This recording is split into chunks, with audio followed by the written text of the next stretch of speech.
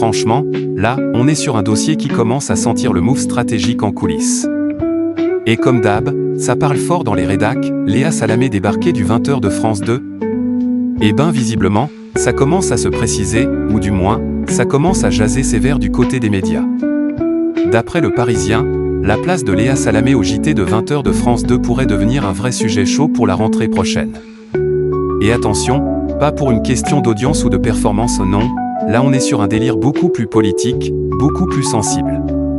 Petit rappel rapide, Léa Salamé, c'est pas une rookie. La meuf, elle a charbonné fort. Repérée à l'époque par Laurent Ruquier, elle s'est imposée comme une vraie tête d'affiche, que ce soit dans On n'est pas couché, à la matinale de France Inter avec Nicolas Demorand, ou encore avec son émission Quelle époque. Bref, du solide, du lourd point, mais voilà, le souci, il est ailleurs. Et il a un nom, Raphaël Glucksmann. Parce que oui, Léa Salamé partage sa vie avec le député européen. Et là où ça devient chaud, c'est que si monsieur décide de se lancer dans la présidentielle de 2027, ça devient clairement incompatible avec un poste aussi exposé que le JT de 20h. Question de neutralité, d'image, tout ça. Et ça, la direction de France Télévisions, elle l'a bien capté. Ils sont pas nés de la dernière pluie. Du coup, en interne, ils commencent déjà à prévoir le plan B, au cas où U.ET là, bam, un nom sort du chapeau, Jean-Baptiste Marteau.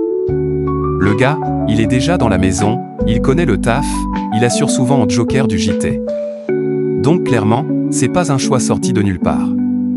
On est sur un profil safe, fiable, qui peut tenir la baraque sans faire de vagues. Mais attention, faut pas s'emballer trop vite non plus. Parce que du côté de France Télévisions, on a vite calmé le jeu.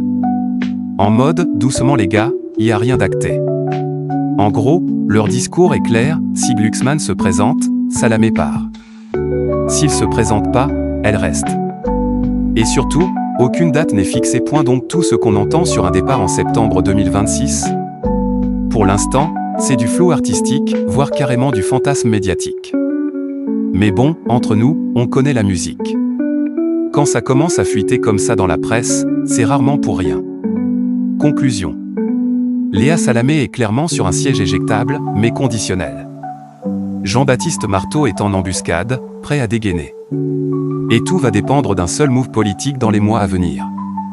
Autant te dire que la rentrée 2026 risque d'être bien pimentée côté JT. Voilà les amis, c'était Actus sans filtre. Si cette vidéo t'a plu, clique sur j'aime, abonne-toi et active la cloche pour ne rien louper des prochaines actus qui font du bruit. Laisse ton avis en commentaire, on veut savoir ce que tu en penses.